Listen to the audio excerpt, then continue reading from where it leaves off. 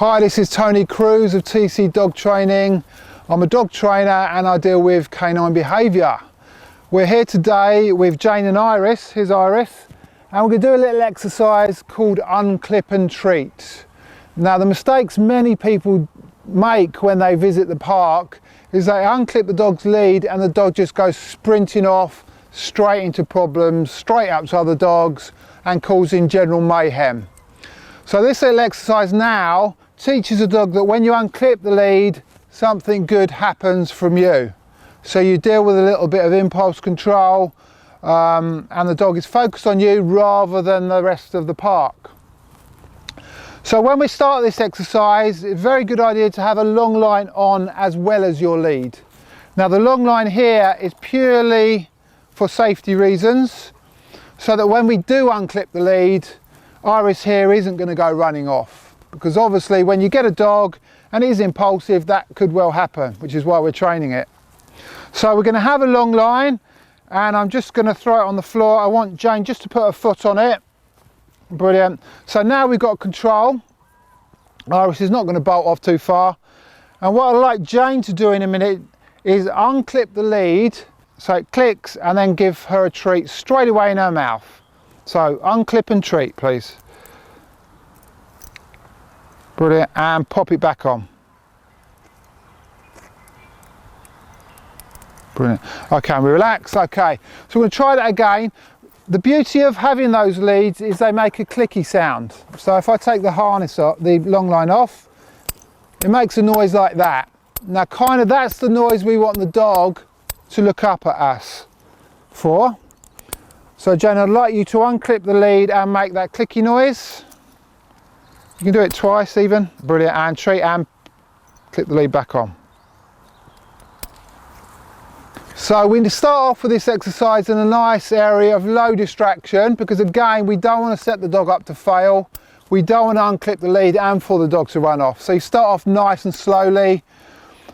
The actual act of unclipping the lead is sufficient for your dog to think something good's coming in a minute. Also, if you've got one of those clicky leads, the sound is also the cue that something good is going to come. So again, Jane, if you could do it for me, please.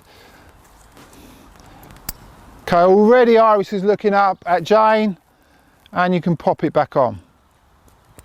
Now obviously when we get really good at this exercise, we won't need our safety long line. So Jane's just entering the park right now. Before Iris is allowed to go off and play and be a dog, we want a little bit of focus. We can add a word like go play or have fun. What it means to the dog is you're free to go. So once you've got the eye contact and the dog's got the treat, you can release the dog. So I want you to do that now. I'm going to walk over to that pole. You're going to unclip and treat.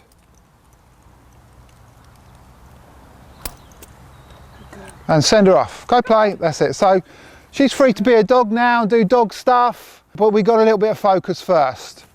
So once you've unclipped the lead and your dog looks up at you for the reward, which is a small treat, you can then start changing the rewards.